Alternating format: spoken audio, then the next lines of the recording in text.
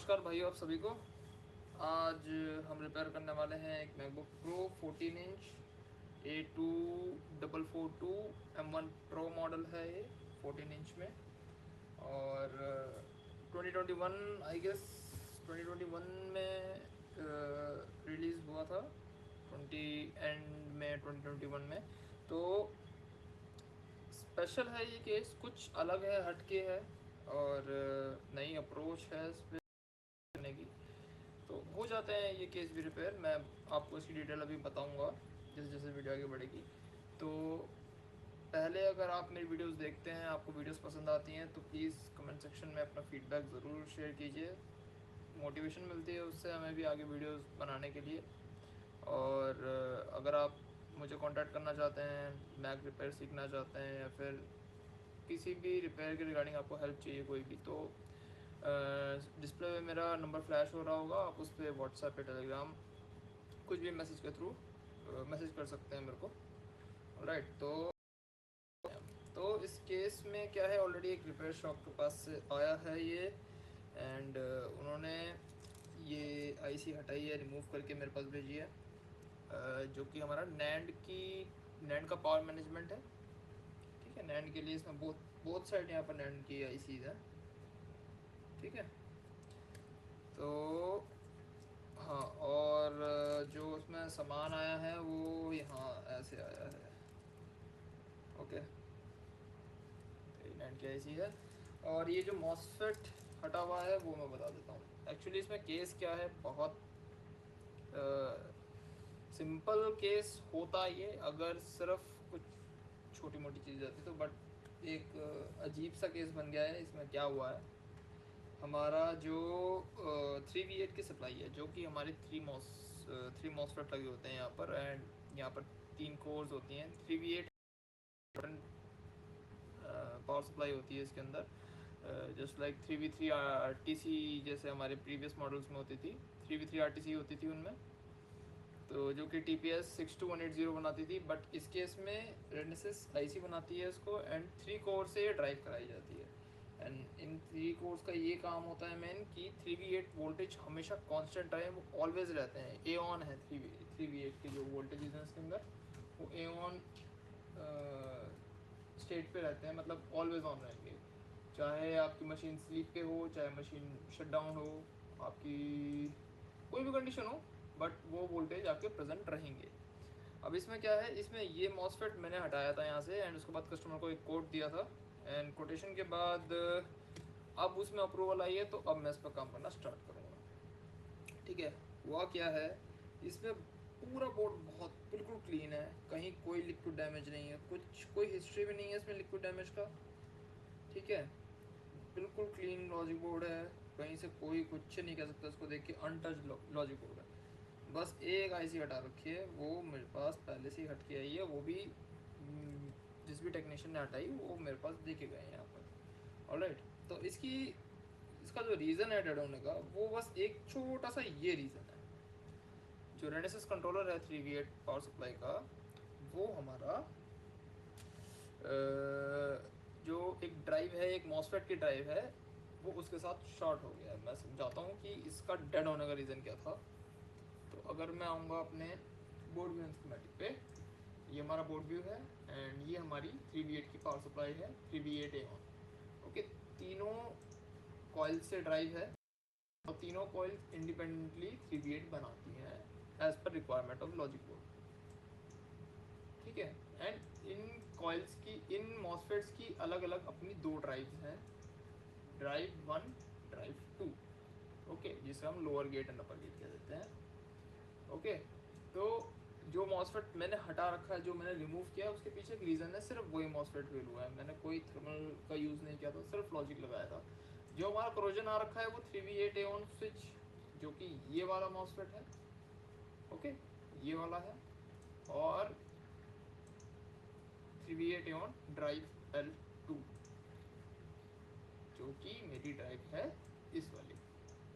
तो ड्राइव और आपका जो मॉसफेट को स्विच बनाने हैं, उसके बीच में आपकी जो कोरोजन आया है, ये पिन नंबर 32 एंड 31 आपस में इनका कनेक्शन बना है, काफ़ी अच्छा खासा कनेक्शन बना है, जिसकी वजह से आपका ये आप देख सकते हैं pin number 31 and pin number 32 दोनों पिन्स में अच्छा खासा कनेक्शन है। एंड ये मॉइस्चर की वजह से है, सच कोई मेरे को लग नहीं रहा कि लिक्विड डैमेज है, क्योंकि कोई हिस्ट्री है नहीं, कस्टमर ने कुछ ऐसा मेंशन नहीं किया है। ठीक है, तो मैंने ये मॉस्फेट रिमूव कर दिया है, बट स्टिल जब मेरे पास आया था 5 वोल्ट 00 मिली एम्प्स थे, क्योंकि पीपी बस G3H सॉरी पीपी बस एऑन जो है वो सीधा सीधा शॉर्टेड थी हमारी 3V8 एऑन से। तो अभी की कंडीशन ये है, अगर मैं पीपी बस एऑन की वैल्यू देखूँ जो कि मेरी इन्फ्यूज़ पे है, तो पीपी बस एऑन तो मेरा ठीक है, ओके। तो ये अब शॉर्टेड नहीं है, पहले मेरे पास जब आया था ये शॉर्टेड था, बिल्कुल शॉर्टेड था। पीपी बस एऑन ये जो मॉसफेट फील्ड है, ये सीधा सीधा वोल्टेज जो है पीपी बस एऑन के 12 वोल्ट जो है 3V8 की लाइन में जा रहे थे सीधा सीधा। बट अभी हमारी 3V8 भी डाउन है, ओके। तो 3V8 हमारी शॉर्टेड है अभी के लिए। एंड जो मज़ेदार केस है वो आप दिखाता हूँ मैं आपको। अगर मैं इनकी शील्ड्स आउट करता हूँ तो आप देख सकते हैं ये जो मेरे पावर मैनेजमेंट है जो कि 3V8 एऑन से ड्राइव होते हैं, मेन चीज़ पावर मैनेजमेंट हमारा 3V8 एऑन से ड्राइव होते हैं। इनकी जो ऊपर की लेयर आपको ये दिख रहा होगा कि ये गए हैं आपका ओवर हीटिंग की वजह से डेड हो चुकी है।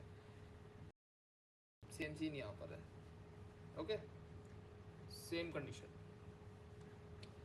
और अब हमें क्या करना पड़ेगा ऐसे केसेस में, आप अगर काफ़ी टाइम से रिपेयर कर रहे हैं तो आपको पता है कि अगर कोई हाई साइड की पावर लाइन किसी लो साइड की पावर लाइन से शॉर्टेड हो जाती है, अनलेस अनटिल वो सीपीयू की पावर लाइन नहीं होती, तो आपको जो जो लाइन से जो जो चीज़ें होती हैं आपको वो लाइन से रिप्लेस करनी है बिना कुछ पूछे।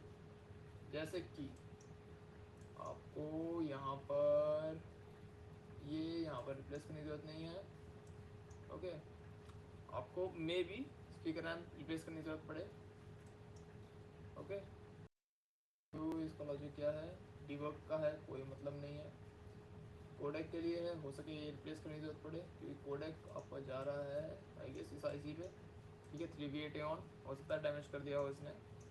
इसके बाद अगर मैं बात करूँ, ओके 3V8 एऑन वाईफाई पे भी जा रहा है मेरा। लेट्स होप कि वाईफाई डेड ना हुआ हो इसमें, अभी के लिए होप करते हैं ऐसा, वाईफाई डेड ना हुआ हो। और इसके बाद दूसरा पीएमयू भी हमारा डेड है। एंड CIC भी रिप्लेस होगी, पावर मैनेजमेंट रिप्लेस होगा, उसके बाद ही हम कुछ बता पाएंगे। अभी के लिए हमारा मेन टास्क रहेगा पावर मैनेजमेंट को रिमूव करना और चेक करना कि सारी पावर लाइन हमारी ओके है या नहीं है अभी के लिए, ओके। और अभी के लिए ये भी हमारी जो नैंड की पावर सप्लाई है ये भी हमारी 3V8 से ही ड्राइव है। सो इसको भी अगर मैं देखूं तो तीनों लाइन मेरी शॉर्टेड आएंगी, बट नैंड हमारी इसमें नहीं गई है, नैंड सेफ है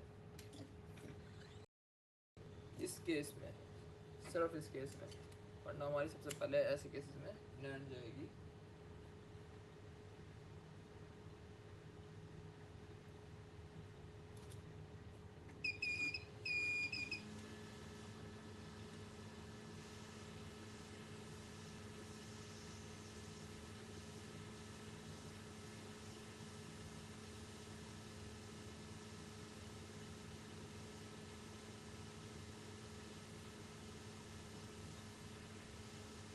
देख रहे हैं ये लेयर जो ऊपर से आ रही है, इसका मतलब इस पर भी टेम्परेचर आया है, अच्छा खासा टेम्परेचर आया है। ये लेयर जो इसकी उतर रही है, पता चलता है कि इसके ऊपर एक टेम्परेचर आया है।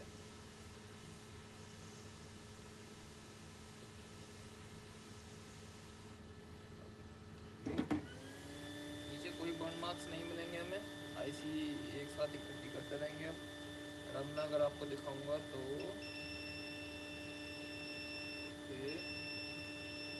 वैल्यू अब अप हो गई है, टेम्परेचर है, बोर्ड गर्म है, इस वजह से थोड़ा लो आ रही है वैल्यू, ठीक है। तो पहला टास्क हमारा रहेगा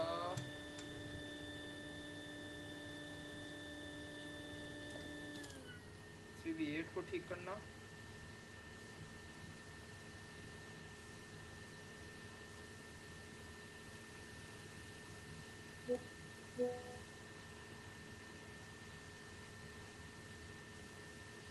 क्योंकि हमें रेनेसिस के ऐसी वाली रिमूव करनी होगी।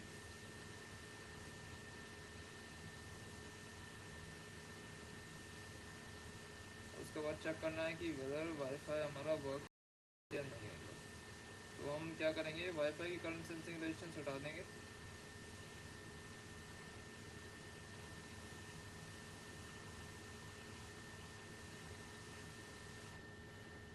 रिमूव।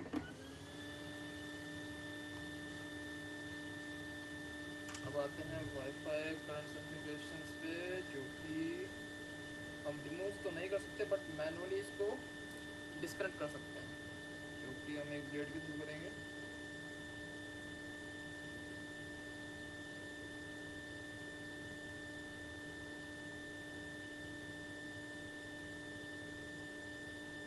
ध्यान रखिए ज़्यादा डीप नहीं जाना है इसमें, कि अगर PCB की लेयर डैमेज हुई तो काफ़ी ज़्यादा दिक्कत आ सकती है।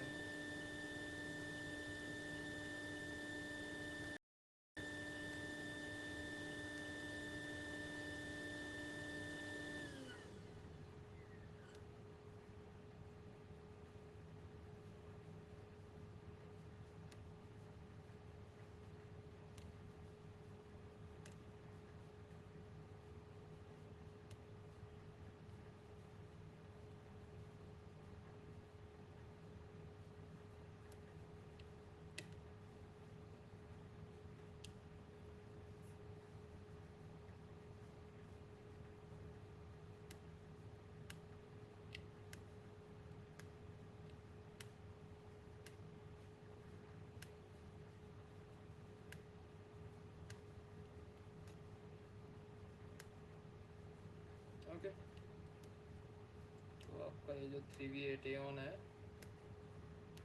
ये अलग हो चुका है वायरलेस से। ओके,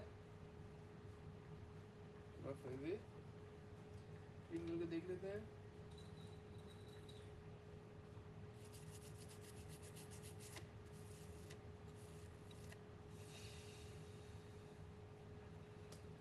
हाँ, तो अपडेटिंग,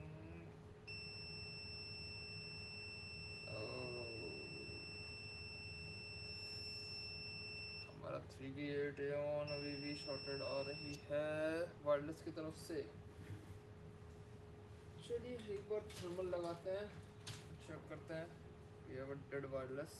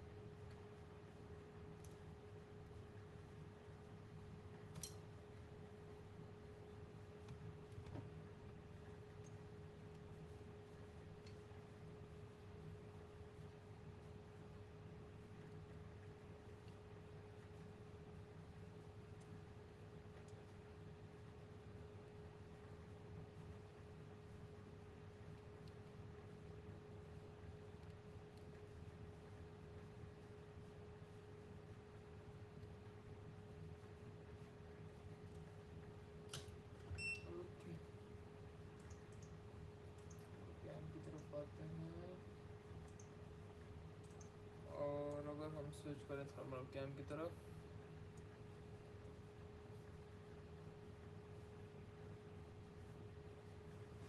1.5 वोल्ट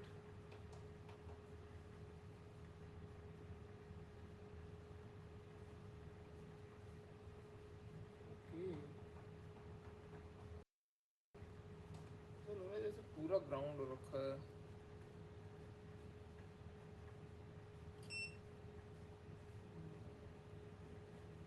कुछ ग्राउंड है क्या? एक बार दोबारा अच्छे से देखता हूँ। मे भी स्क्रैच करने में कोई लेयर ग्राउंड की तरह चली होगी इसमें।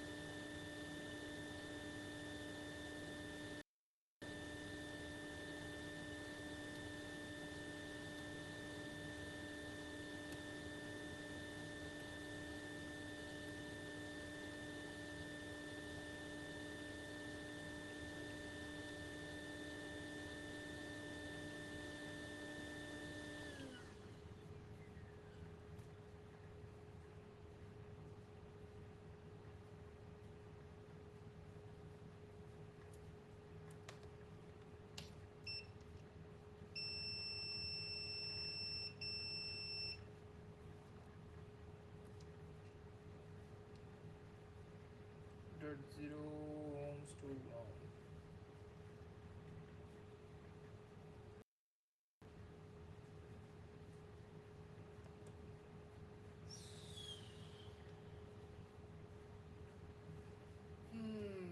Showing 0 ohms to ground. What should we do now? ठीक है, कोई बात नहीं। अभी के लिए और चीज़ें देखते हैं। इसको होल्ड पे रखते हैं अभी के लिए, वायरलेस को।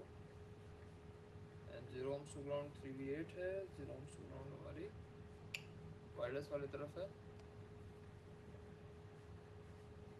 ठीक है, दोनों तरफ हमारा 0 ohms to ground आ रहा है। वायरलेस रिमूव करेंगे हम बाद में कंफर्म करने के लिए,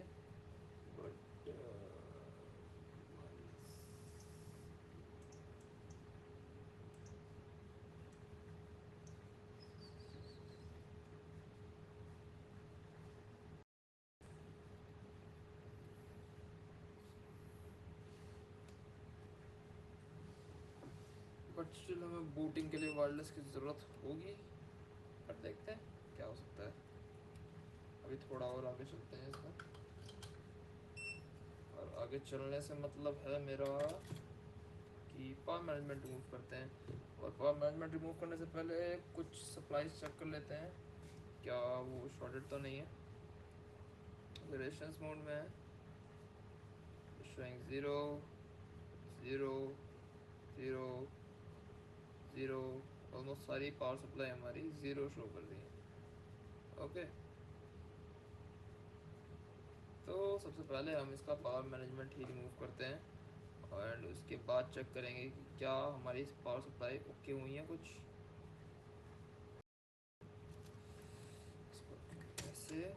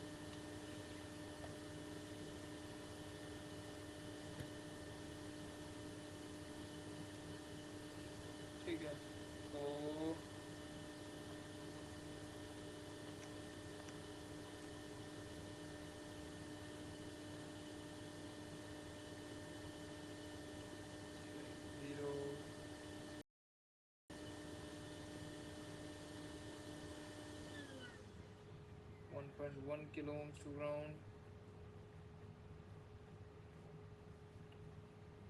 2 ohms to ground,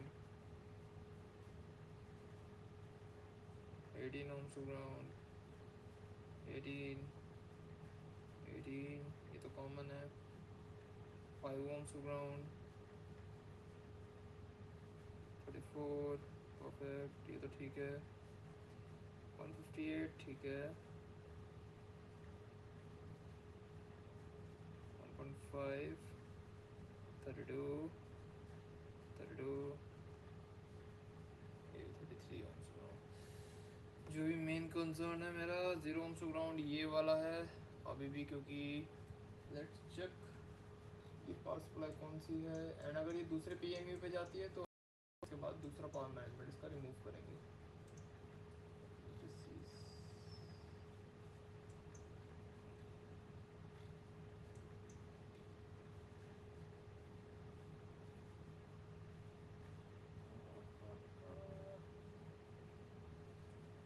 PP VDD fixed S1 and ये सिर्फ सीपीयू पे जाती है, एंड हमारा सीपीयू मोस्ट लाइकली डेड हो चुका होगा जहाँ तक है, dead CPU, dead CPU.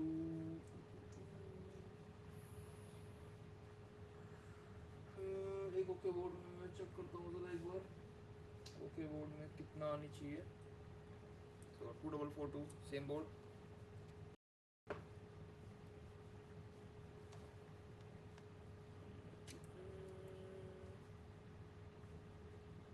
yeah, 473 ohms to ground, perfect।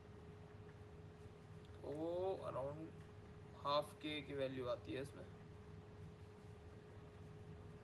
ठीक है, हाफ के की वैल्यू आती है, और बोर्ड नहीं हो पाएगा जहाँ तक है। इसके बाद कुछ ऑप्शन बचते नहीं है, सीधा सीधा सीपीयू पे जाती है लाइन, पर मैं आपको दिखाऊं तो सीधा सीधा सीपीयू पे जाती है। कोई और यहाँ पर 2 कमर्शियल लगे हुए हैं, ये कैप्स लगे हुए हैं, एंड इन कैप्स का जाना तो ना के बराबर है, मतलब कि गए होंगे जहाँ तक गए होंगे।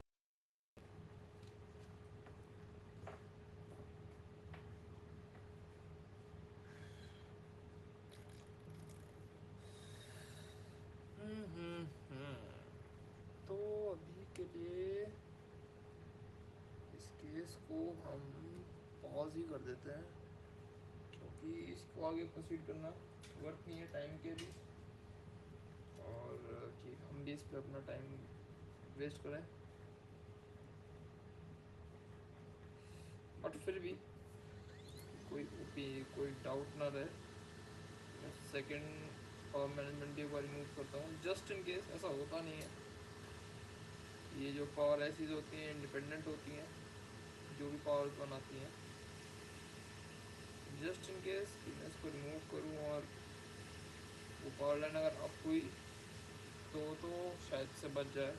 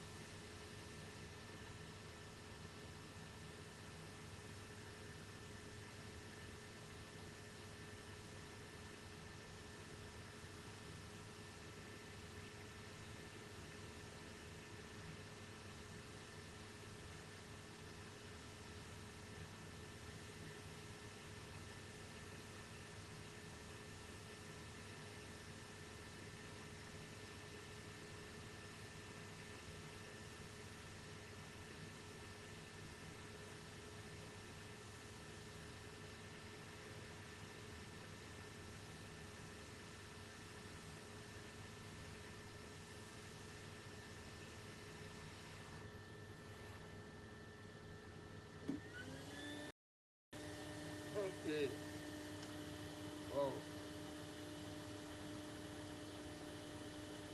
यहाँ पर कुछ ज़्यादा ही डैमेज हुआ है।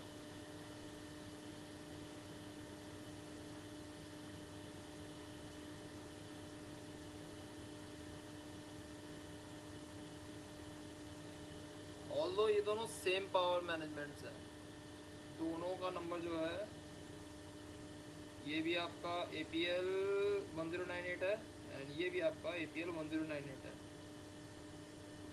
1098। बट एक में हम डैमेज देख सकते हैं किस हद तक हुआ है एंड दूसरे में देख सकते हैं कितना कम हुआ है।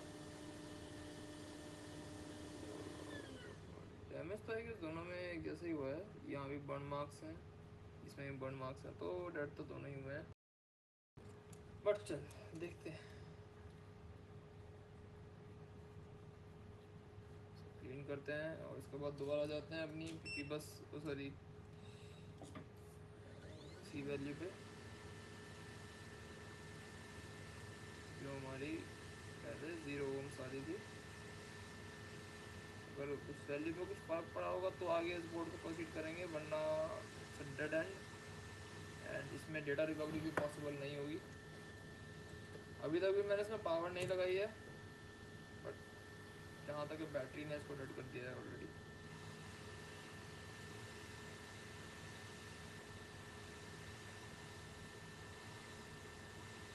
ये एक डेटा रिकवरी केस बन सकता था अगर हम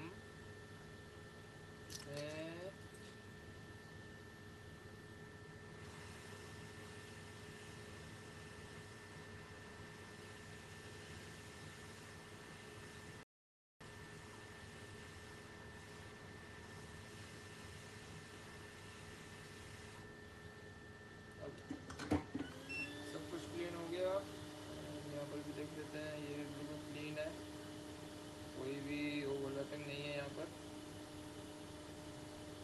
अब चेक करते हैं हम क्या अभी भी 0 ओम्स ग्राउंड हो रहा है।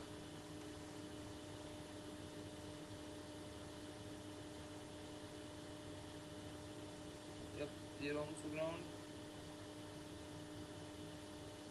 0.5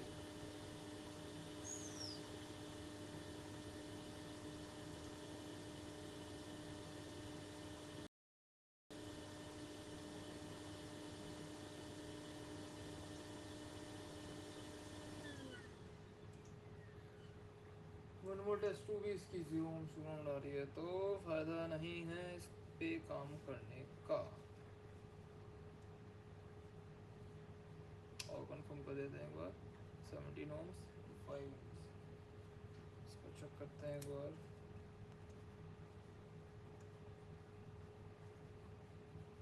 182 ओम्स 266 ओम्स।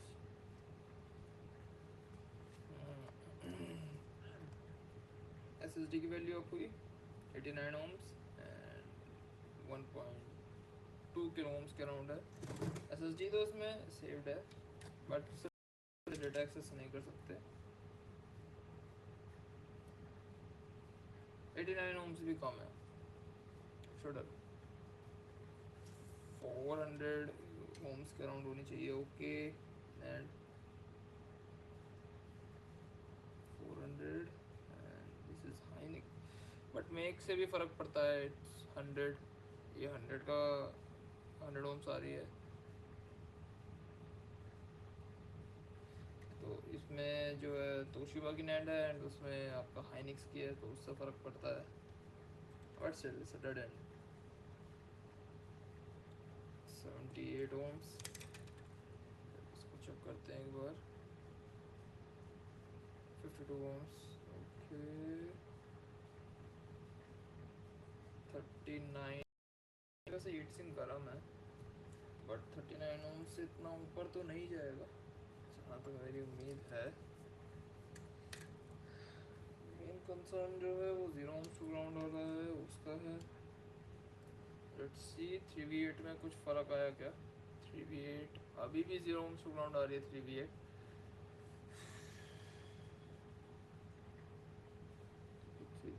काफ़ी सारी चीज़ें गई होंगी भाई।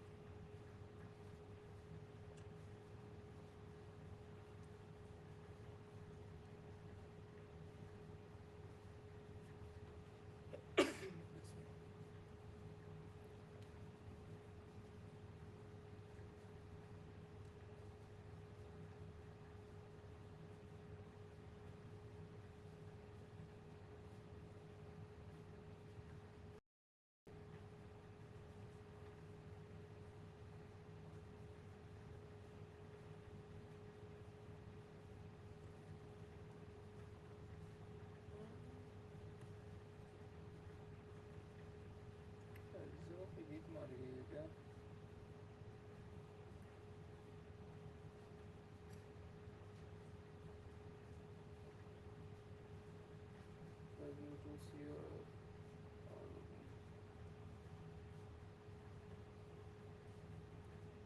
This is 5010. Okay.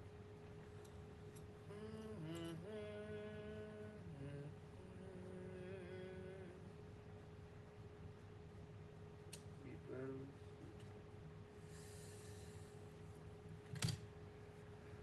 चेक करता हूँ कुछ पावर लाइन्स वापस आई या नहीं आई. 0 ohms. It's a red CPU. 0 ohms. 0 0 0. तो सारी पावर लाइन्स में 0 ही है. फर्क नहीं पड़ता अगर एक या दो पावर लाइन हमारी ओके भी आ रही हैं. Dead and. तो हम इसमें कुछ भी नहीं कर सकते.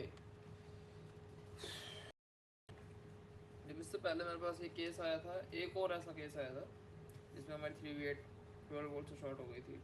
तो उस केस में वो बच गया था. उसमें मेरे को दोनों पावर मैनेजमेंट चेंज करने पड़े थे एंड काफ़ी सारी चीज़ें चेंज करनी पड़ी थी. उसके बाद भी उसमें डेटा रिकवरी हो गई थी और वो बच गया था. बट उसकी कंडीशन ये थी, वो उसमें आई गेस बैटरी, उसमें पावर मैनेजमेंट इतनी ज़्यादा डैमेज नहीं थे या फिर कुछ वो नहीं था उसमें उससे पहले भी काफ़ी सारी चीज़ें बच गई थी. But case to case depend करता है. हर केस की डेटा रिकवरी पॉसिबल नहीं होती. इस केस की नहीं है. ठीक है, तो इसको आगे प्रोसीड करने का कोई फ़ायदा नहीं है. ये हमारा डेड एंड है एक. तो अभी के लिए इतना ही रखते हैं. आई होप इससे आपको कुछ तो समझ में आया होगा कि एटलीस्ट रीजनिंग पता चली होगी किस केस को आगे प्रोसीड करना चाहिए हमको, किस केस को आगे प्रोसीड नहीं करना चाहिए. मिलता हूँ आपसे नेक्स्ट वीडियो में. ओके.